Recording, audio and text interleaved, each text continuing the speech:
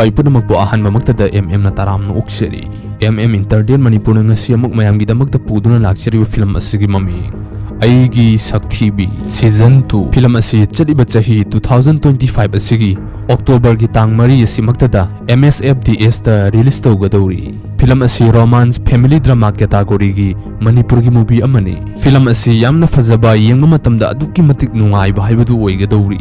Film asigi season 1 mayamna yamna pamna khiba yengba matamda aduki matik nungaiba haibadu oiki. Aduna mayamna su yamna pamna yengna khiba film amani. Handaki season 2 asisu yamna fazaba yengba matamda aduki matik nungaiba film asigi wari season 2 asidana amuk hena magun haptuna fazaba haibadu oigadori. Aduna mayamna yengnabagi damak khawrangna ngaina duna leiribani. Film asi yengba matamda yamna nungaiba penba amadi pukning nungsiba nungaitaba film asida artist sing asina tawriba acting aduki matik fazaba haibadu oiri. Film asina Fazaraba message kaya amasu piriba film amani. Aduna yamna nungaigadorbu film asibu mayam pumnamak yengminaduna film asigi fazaraba mahaw adu punalawminasi.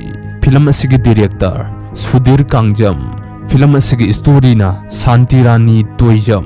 Film asigi producer na Sunil Thangjam.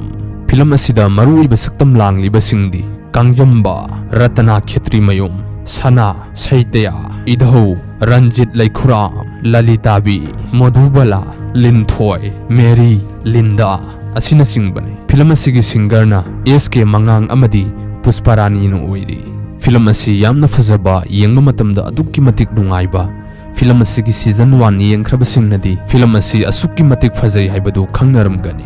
Aduna yengma matamda aduki matik nungaiba pianba pukning nungsiba tongan ba mawong kya ama ugadori.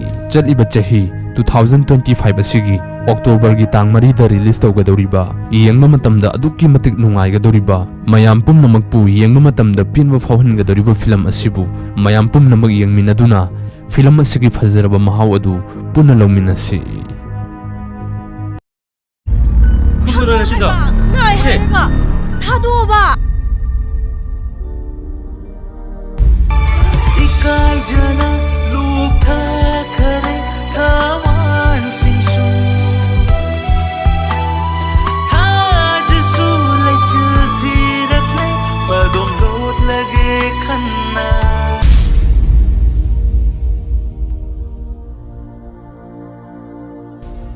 Oi ma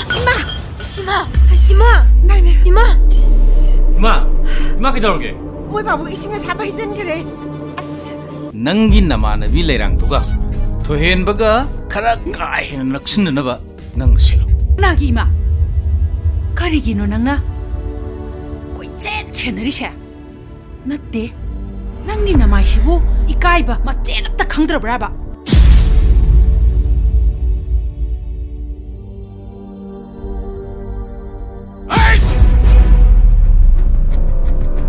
Nasi nang na wari pagi minum si ini habis nang kau tu bafi.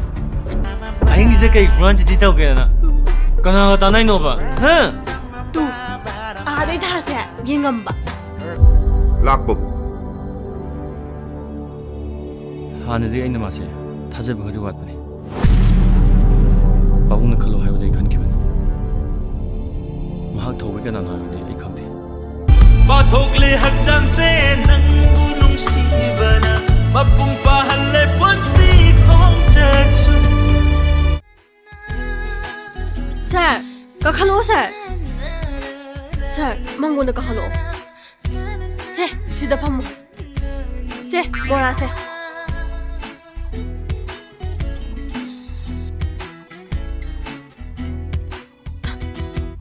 Yarni, phambiyo sir.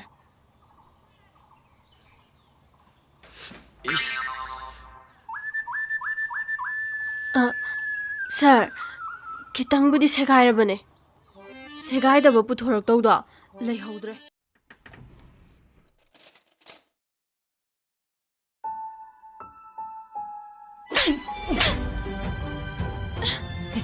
nang kana yum si nang kana lakno angang nang na suk phatab dok toy ja nang sing kya pami hayu thongpane sing bige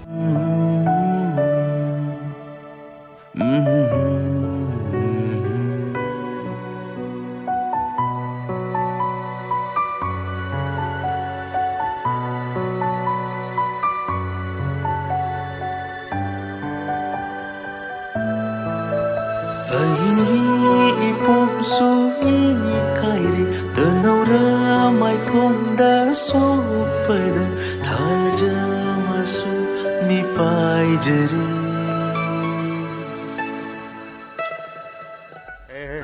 selfie Hi.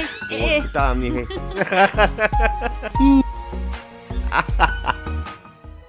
ꯑꯩꯗꯤ ꯏꯝꯐꯥꯜꯁꯤꯗ ꯈꯪꯅꯕ ꯀꯅꯥꯝꯇꯁꯨ ꯂꯩꯇꯦ sir ꯍꯣꯏꯒꯤ ꯏꯃꯨꯡ ꯅꯠꯇꯅ ꯁꯔꯅ ꯊꯕꯛꯁꯨ ꯂꯥꯛꯄ ꯌꯥꯔꯔꯣꯏ ꯍꯥꯏꯕꯅꯤꯅ ꯁꯤꯗꯒꯤ ꯊꯕꯛ ꯌꯥꯎꯔꯝꯃꯤꯅꯦ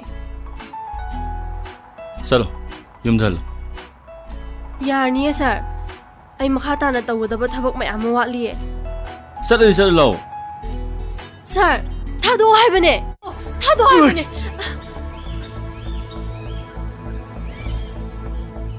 ꯃꯌꯣꯛꯇ ꯂꯩꯒꯦꯅ ꯈꯛ ꯈꯟꯒꯅꯨ ꯃꯗꯨꯅ ꯅꯪꯒꯤ ꯃꯥꯡꯖꯕ ꯃꯌꯥꯝ ꯂꯥꯛꯀꯅꯤ ꯅꯪꯉꯣꯟꯗ ꯑꯩꯒꯤ ꯂꯝꯕꯤꯗ ꯌꯦꯠꯂꯛꯀꯅꯣ ꯍꯥꯏꯈ꯭ꯔꯕ ꯅꯠꯇ꯭ꯔꯣ ꯀꯩꯒꯤꯅꯣ ꯅꯪꯅ ꯑꯁꯨꯛ ꯌꯥꯝꯅ ꯐꯠꯇ꯭ꯔꯤꯁꯤꯕꯣ ꯑꯩꯒꯤ ꯑꯣꯏꯒꯗꯕ ꯅꯪꯅ ꯃꯤꯒꯤ ꯑꯣꯏꯅꯕ ꯍꯣꯠꯅꯔꯗꯤ ꯐꯠꯇꯕ ꯇꯥꯕꯅꯤ ꯅꯪꯁꯦ ꯑꯩꯒꯤꯅ ꯑꯩꯒꯤ ꯌꯥꯝ ꯈꯪꯅ ꯂꯧꯗꯕꯁꯨ ꯑꯩꯒꯤꯗꯤ ꯁꯨꯡꯁꯣꯏ ꯁꯣꯏꯗꯕ ꯑꯣꯏꯒꯅꯤ ꯅꯣꯡꯃꯈꯛ ꯑꯣꯏꯔꯕꯁꯨ ꯅꯪꯕꯨ ꯑꯩꯒꯤ ꯑꯣꯏꯕ ꯍꯥꯏꯕꯁꯤꯗꯤ ꯑꯩꯒꯤ ꯂꯦꯡꯗꯕ